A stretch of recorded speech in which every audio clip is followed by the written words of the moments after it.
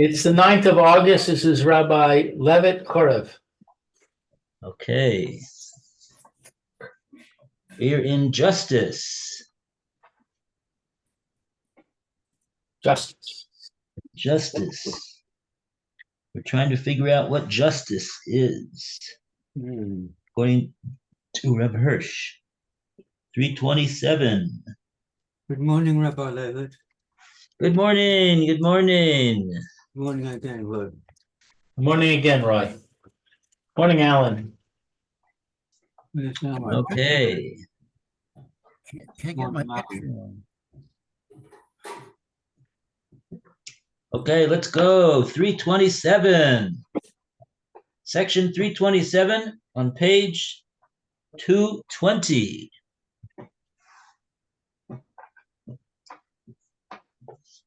In section 3, Mishpatim, chapter 44, justice. And we go to Lou to start off the reading. Please. Justice is the sum total of your life, as it is the sole concept which the Torah serves to interpret. Mishpatim are justice indeed, word towards men. Chukim, justice toward the beings subordinated to you, plants, animals, and the earth, as well as your own body, mind, and spirit, and their forces. Mitzvos, justice towards Hashem, who not only demands that you respect his world, and that you do not impair the creatures about you, but who has also created you for love, and that you may become a blessing to the world.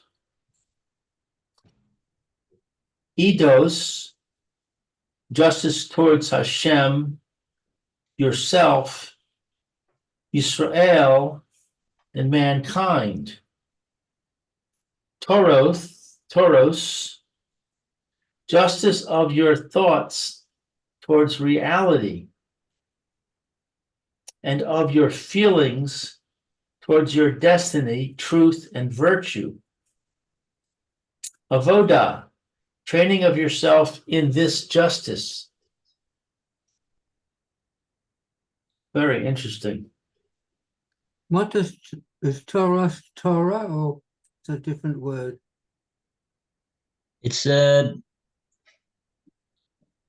Hebrew, it's spelled with a tuf at the end. It's the plural. It's Torah. It's the Torah, correct? It's what he says it is, justice of your thoughts towards reality and of your feelings towards your destiny, truth, and virtue. That's how he defines it. In other words, it doesn't do when we say Torah, and we refer to the 5 books of Moses and everything that's written in there.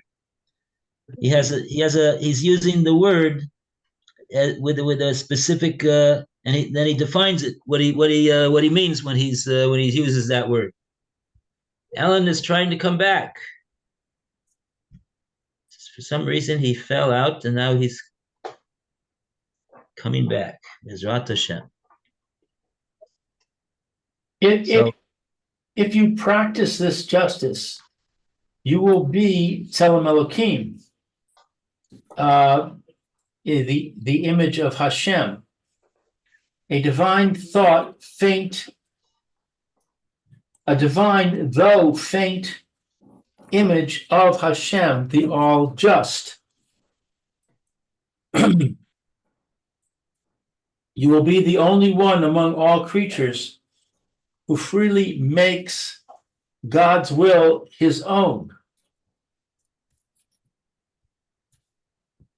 You will be like him in weighing the effects of your words and deeds. Within your small circle and to the best of human ability, you will succor and bless. Of course, you will act according to human strength and weakness. Hence, your justice is not tzedek, which means God's total justice towards which everything develops. But tzedekah, justice which flows from the former and is attenuated to suit human conditions. I'm going to read that again. Okay. Justice which flows from the former and is attenuated to suit human conditions. Happy must he be who has never turned aside from this tzedakah,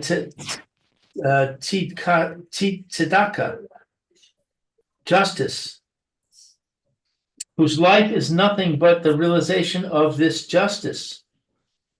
What blissful, unique consciousness to look back on one's life as into a clear, starry sky, and to see each moment as a flowering of justice, not one creature shedding tears before the throne of the Most High Judge for a disturbance of its happiness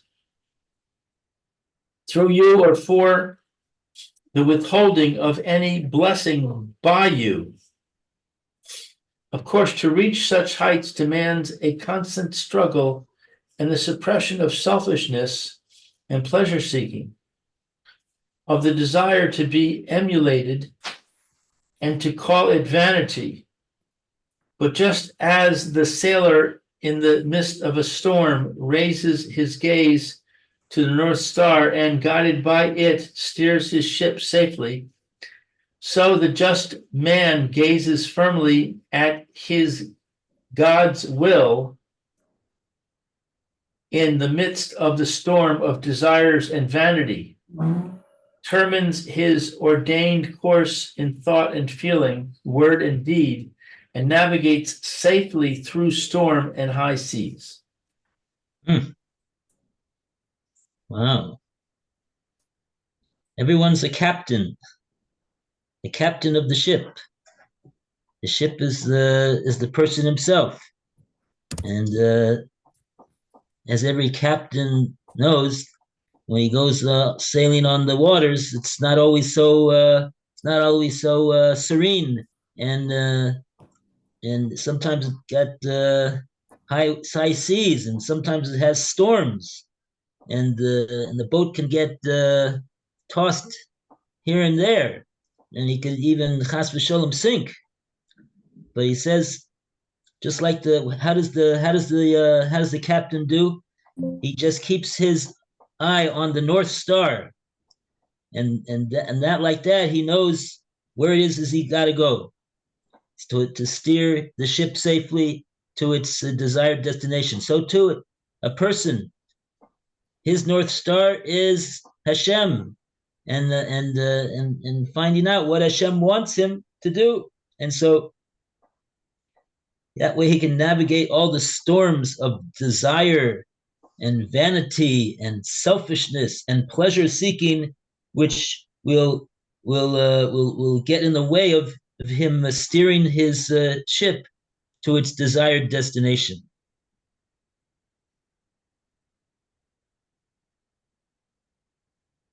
And that's what Rav Hirsch says. The person who does this and doesn't turn this way or that way from and that's called tzedakah. That's called justice. To keep his own personal ship on course. That's called acting according to the tzedakah, the justice. And that's will create a tremendous happiness when a person looks back and he sees how he successfully navigated, and he didn't get too far this way or that way, or has v'shalom sink.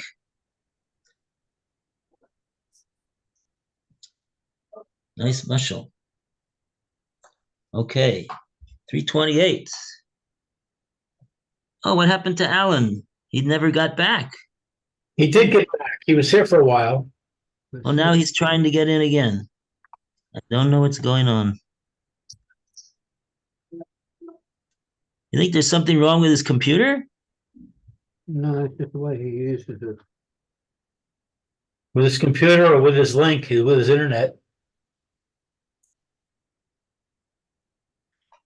Welcome, Alan. I can't get my connection. It's just showing me. It's fine right now. Perfect. All I see is me. Oh, you don't see the rest of us. No, I see everybody else but me. It's just myself. You don't see yourself. Oh, I interesting. just see my face. That's it.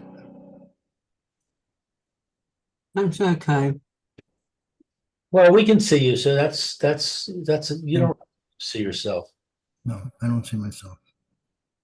Don't You worry said you see about your it. face. You see your face? Yeah, that's all I see. Yeah, Okay. my background. I have the video on. Okay. All right. Don't worry Okay. about mucking around with it. I Once see, you've got I this see far, everybody else, but I don't see my regular. Okay. And now we'd like to call upon Roy to continue the reading with section 328. Mhm. Although, however, the entire contents of your life are compromised in the word justice, that part of your duties is specifically called justice, by which you do justice to your fellow man. First, because most of our actions have reference to our fellow men. Secondly, because to our mind the claim to justice of those who are like us stands out most clearly. And thirdly, because from this very likeness we can conclude readily by consulting only ourselves what is just in every case towards our brother, who is none other than another self. That is why the laws of justice towards man are specifically called mishpat, Right. because they are in part but an expression of what man recognizes from his inner revelation to be the just claim of his fellow man, or at least they are easily seen by him to follow from the concept of the fellow man after they have been ordained by God. So that here justice is, as it were, latent in the human intelligence without the specific command of the Torah, which, like a judge, only declares it. It's a bit difficult. Yeah.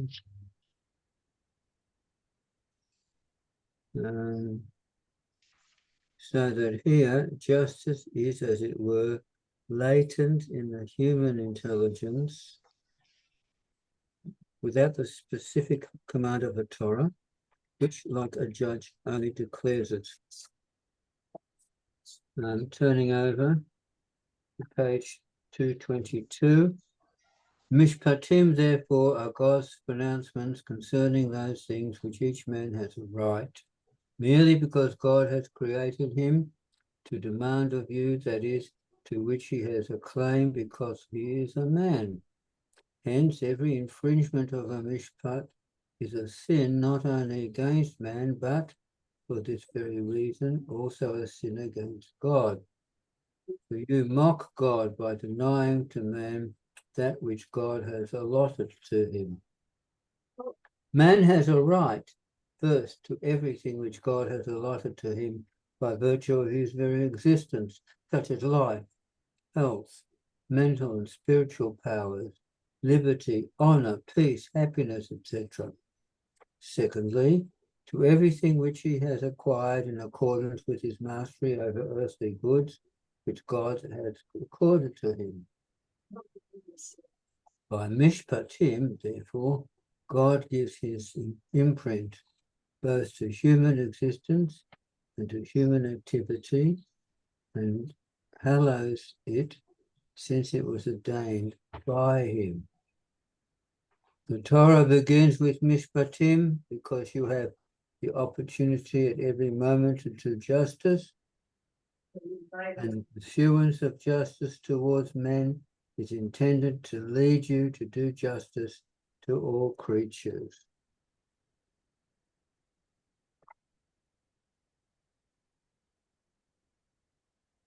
Mhm.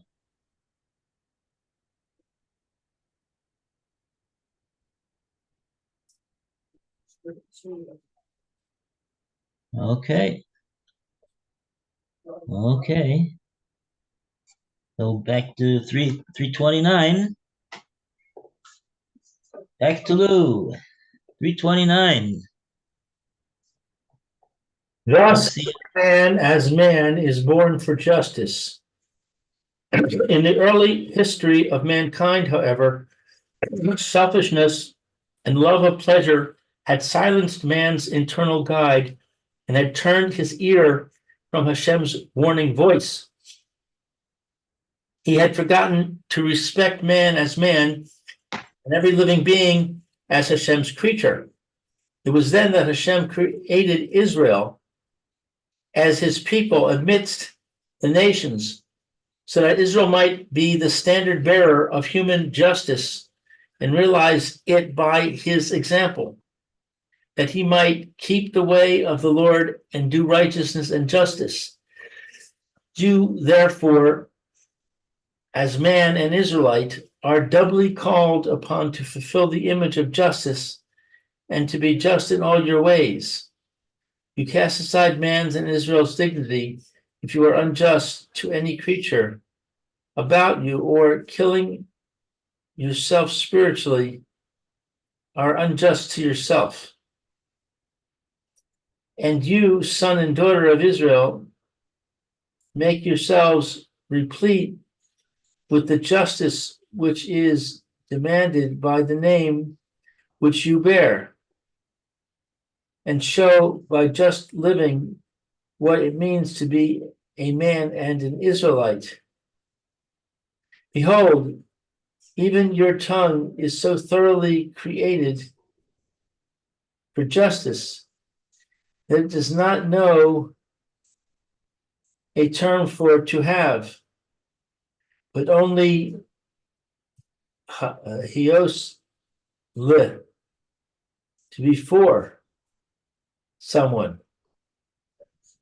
Thus, reminding you that human property is not what a man has in his power, but what is due to him. And it shall be justice unto us to observe all this commandment for the Lord our God, as he hath commanded us. Wow, what does this mean here? We don't have a term to have, only hayot le, to be for. To be for someone. This reminds you that human property is not what a man has in his power, but what is due to him.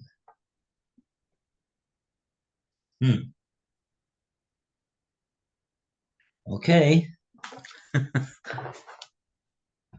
I'll admit Alan again.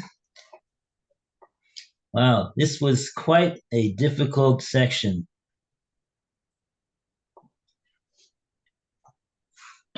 Okay. Fine.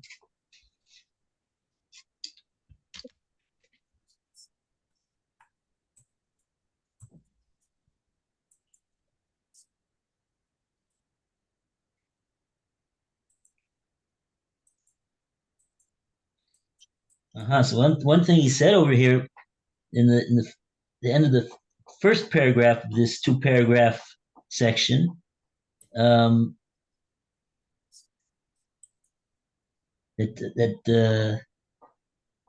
Israel has a special mission, because he says Israel was created as a response to the fact that mankind in general had let their selfishness and love of pleasure get in the way of turning their ear to Hashem's warning voice, and they had forgotten to respect man as man and every living being as Hashem's creature. So there was I guess maybe he means it was injustice, and that was the opposite of the destiny of man. Man, he says, is born for justice, and he says it was at that moment that Hashem created Israel as his people among the nations, so that Israel might be the standard bearer of this mission of pursuing human justice.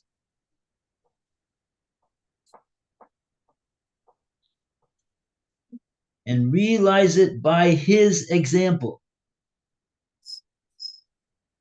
And who's to realize it? Mankind, I guess. By Israel's example, so that or just Israel themselves, I'm not sure, that he might keep the way of Hashem to do righteousness and justice. That's what Hashem said about Avraham Avinu. That's what Avraham Avinu's mission was, to keep the way of Hashem, to do righteousness and justice. And so therefore we have a double mission, as man and as Israelite. Because man himself was also born for justice. But it didn't work. And so now Hashem created Israel, so they have two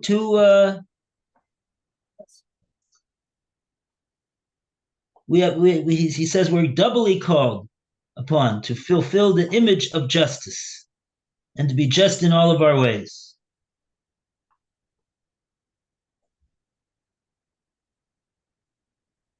Okay.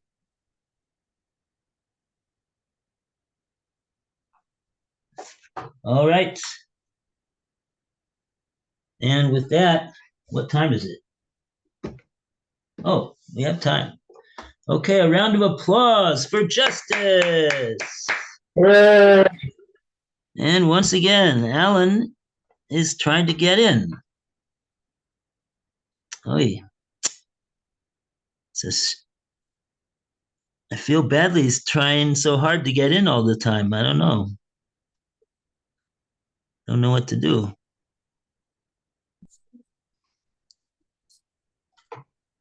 Hey, Alan. Yeah, all right. So just my picture. I see Lou and you, and then just myself and my background. That's great. Okay. You see Okay. me? Can you see me? Yeah, you're here just like everybody else. Hmm. Actually, Roy stepped out for whatever reason. Okay, so All right. So now we concluded that section, and we're starting a new section right now, section 45, respect for the human body. The prohibition of murder, injury, and beating. And this is on page 223. This looks to be very interesting.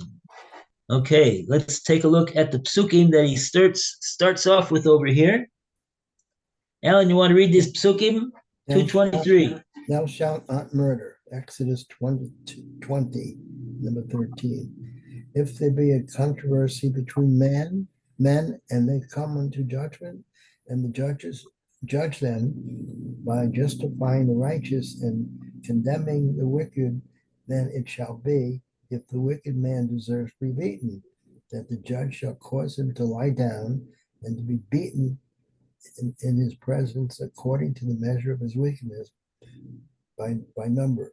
40 stripes he may give him, you shall not exceed, lest if you should exceed by one stripe, then my brother would be dishonored before thine eyes. Cursed be he that smiteth his neighbor in secret. Every moving thing that liveth shall be for food for you, as a green herb I have given you all. Yet the blood of your lives will I require, at the hand of every beast will I require it, at the hand of man, even at the hand of every man's brother, will I require the life of man. Whoso sheddeth man's blood, by man shall his blood be shed. For in the image of Hashem may he man. From Exodus 9:19. The next part is number 330. Okay, you want to read?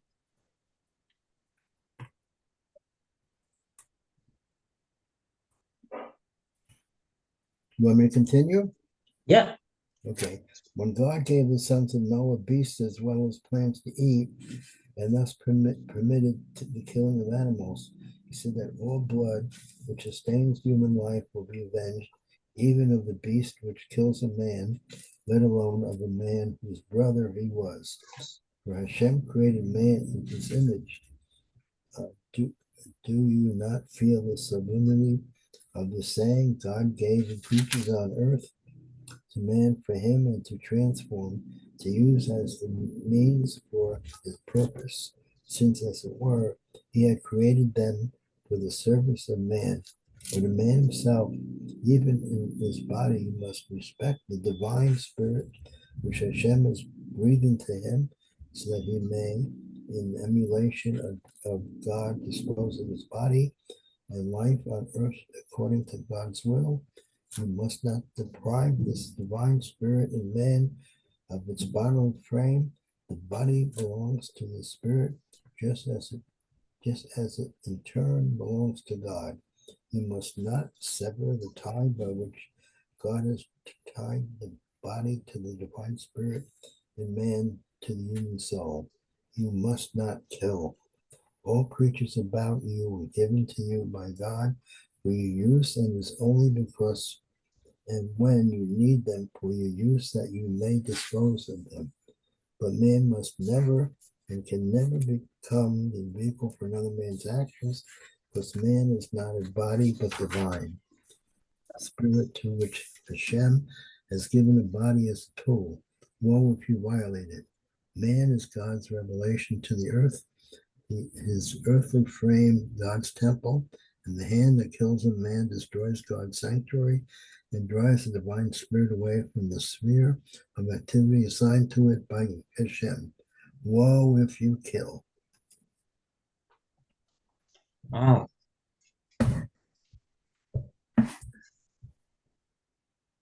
Okay. 331. Back to Lou. Ready? Yeah, 331. Going fast. It must be understood that to be just towards man does not merely mean to be just towards hands, feet, heads, or other members of the body, for they are not man, but only man's possessions. The essence of man, being like unto Hashem, is invisible. The personality or the soul for which the body and all its members and forces is but a tool, and at the same time, the means whereby it assumes, Assimilates. it assimilates the physical world. If you rob him of this tool, you have robbed him of everything that belonged to him of this earth. If he who kills a man destroys all the activities in him which he could have contributed to the physical world in the service of Hashem.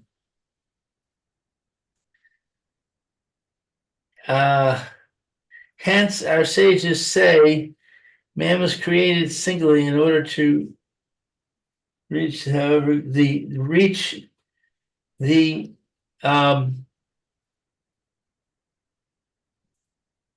no, I lost my place. It's the last line in 331.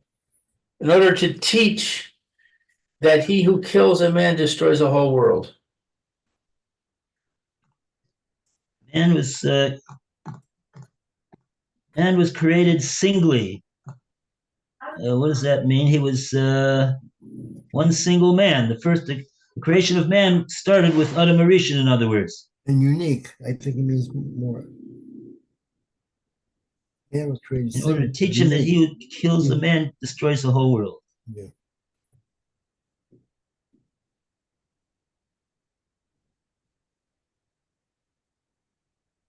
Yeah, okay, yeah. Okay. Okay, fine. So, yeah.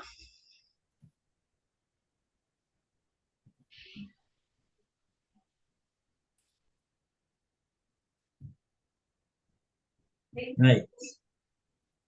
Okay, so so we see the importance of man in the world. Hashem put him in the world. He has a special, singular, unique function to do avodas Hashem, and so to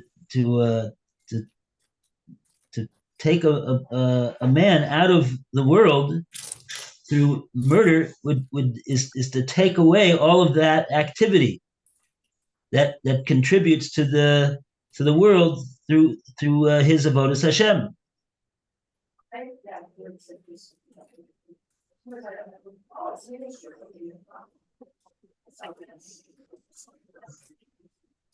Man is Hashem's revelation to the world. He's maybe an indication of the presence of Hashem in the world. That's what he said in the previous paragraph.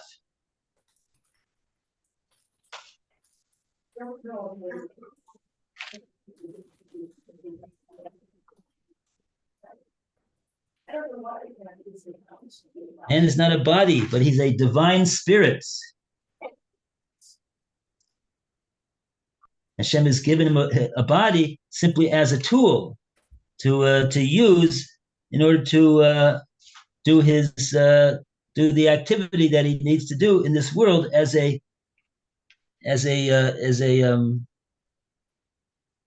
divine spirit.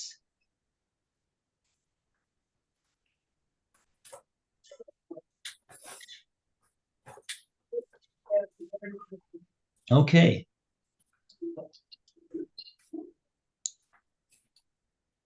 All right, 332. We just read, right? So, all right, 332. It is, however, not only the bond by which the spirit is tied to the body, which you must refrain from destroying, even to injure one limb or part of a limb, or any way to cause mutilation, weakness, or pain, or in any other manner permanently or temporarily to render the body useless is treason to the spirit which inhabits it and whose tool you have destroyed or impeded. Again, to strike even without inflicting injury means to see in man only the body, to treat him as an animal, and to dishonor him. The Torah has fixed the number of stripes, even for the man who disobeys the spirit, has by deed transgressed limits which the spirit has set him according with God's law, and to whom the stripes are now meant to bring home that he has become an animal which is to be chastised, and you, to satisfy your temper, would strike your brother. Even he, the Torah teaches, who only lifts his hands with the intention of striking his brother, is called wicked. So you must respect the life of everybody else, right? The life, and also even his physical limbs, not do anything to any one of his any part of his Right. body. Mm-hmm. That's what he's pointing out in this last paragraph over here.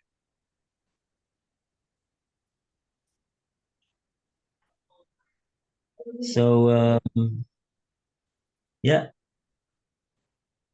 So any bodily injury, it's also a sin. That sounds like what he's saying. Even somebody who lifts his hands with the intention of causing bodily injury is called a rasha. Okay. All right. We'll call it over here. We're up to 333. Thank you, And Rabbi. we wish everybody a wonderful Shabbos. Have a good Shabbos. All the best. Shabbos Chazon.